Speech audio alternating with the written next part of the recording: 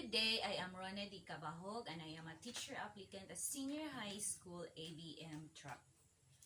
In the name of the Father, the Son, and the Holy Spirit. Amen. Please take your seat, class. I could check your attendance. Okay, today we will be tackling a very interesting topic. But before that, we will have first a short recap of our previous discussion. So, Cora, will you share your knowledge about our previous discussion? Yes, indeed. Being a financial manager is a tough job. He sees to it that the company that he is holding has the highest financial stability. All right. So, before we will proceed to our lesson, let me show you a chart. Please read. Financial institutions, depository, and non-depository. So, class, in our life, sometimes we experience financial crisis or financial constraints. So, we resort to borrowing. The question is, where to borrow or to whom we should borrow? Yes, friends or lending institutions. Yes, and others borrow from banks. So, those are examples of financial institutions. By the way, financial institutions are companies in the financial sector that provide a wide range of businesses. When we say businesses, it comes along with a profit. And services like banking, insurance, and investment management. When we say banking, we put our money in a place where it is safe, in a safe hand. Insurance, it is something for our future, to ensure our future. And investment management, investing in a company is risky, so they do the management of investing for our convenience. So there are two types of financial institution. First is the depository and the second is the non-depository.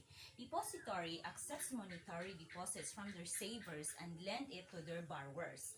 Non-depository financial institutions serves as an intermediary between savers and borrowers. They get funds by selling insurances and mutual funds and lend it to borrowers. They do not accept monetary deposits from their savers. Instead, they sell and lend it to borrowers. Okay, do you see the difference, class? Okay, thank you. So I will be giving many examples of these financial institutions with their specific services offered.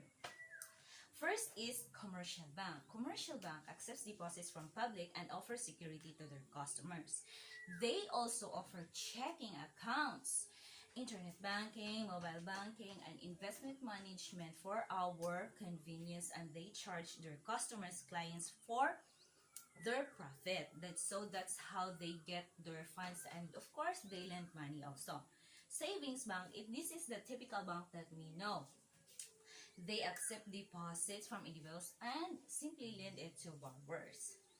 Next is the credit unions. Credit unions are associations which are created, owned, and also operated by the participants' members for the purpose of saving their money and lending it for their members only. A good example for this is the cooperative. In a cooperative, you cannot save or you cannot borrow money unless you are not a member. And as a member, they receive patronage and dividend refunds every single year as a profit of their investments, okay, of their savings. Next is saving and loan associations collect funds from many small savers and lend it to borrowers. It's just like the savings bank, but they specialize in giving help to individuals who are getting residential mortgages or housing loans. The next is insurance companies. These insurance companies sells insurance policies. So when an individual bought an insurance policy, he becomes automatically a policy holder. Then he pays an amount in a staggered basis that is called an amortization. That amortization are being lent to borrowers by the insurance companies, so that they will earn profit, so that the time that the policyholder deems and demanded the amount of money they needed for their insurance, they can give because they invest their money to other businesses to gain profit, right? Did you see that? Next is the mutual fund. It is an investment bank that help provides individuals, businesses, and government raise capital. These mutual funds are companies that are selling their shares, sharing their bonds, sharing their stocks to prospect investors. And those investors, if an investors bought their shares, automatically they have the right to gain profit because they becomes their shareholder. They gain profit, they earn profit out of the shares that they bought from that company. Okay. Next is the mortgage companies. Mortgage companies is an originator of a loan. When we say mortgage, it is a loan with a collateral. They market itself to potential borrower and collect funds from investor. For example, I am the mortgage company and then I have a friend who need a money. I lend him money, but I myself does not have a fund, so I collect money from my friends so they become my investors. In return of the loan I give to my friend, I ask for a collateral and I charge him for an interest. So the interest or the profit that we earn will be shared among me, the mortgage company, and my investors who are my friends, who are my other friends. So, okay. Did you understand, class? Okay. So for today, we will be using this chart in our activity. I will be dividing the class into groups. So please count 1 to 8 and group yourselves according to your number.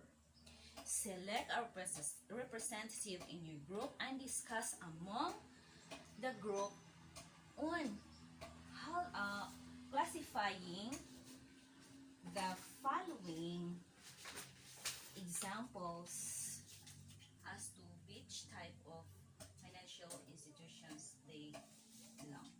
Do it in 5 minutes. Are you done, class? Okay. Using the same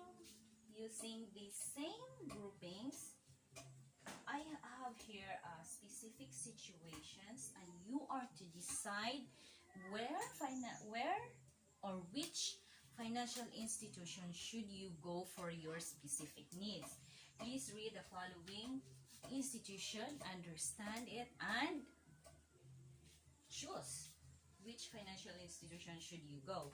Then after that, you report it in the front and then explain. Okay, very good. It seems that you understand now.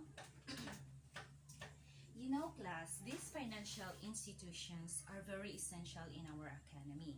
They are utilizing our idle money to raise funds, to finance small scale businesses. They give funds to dying firms. And this activity of the financial institution connects one business to another, and thus giving the opportunity of many to have jobs, livelihood, and making our economy boom. That is why financial institution is very essential in a growing economy. So, are you thinking one of these days that you will be doing such job? Okay, thank you so much. So for now, I would like you to get a 1/4 sheet of paper, and in your 1/4 sheet of paper, please write the role and the importance of financial institution in our economy. Okay. Start it. Start right now.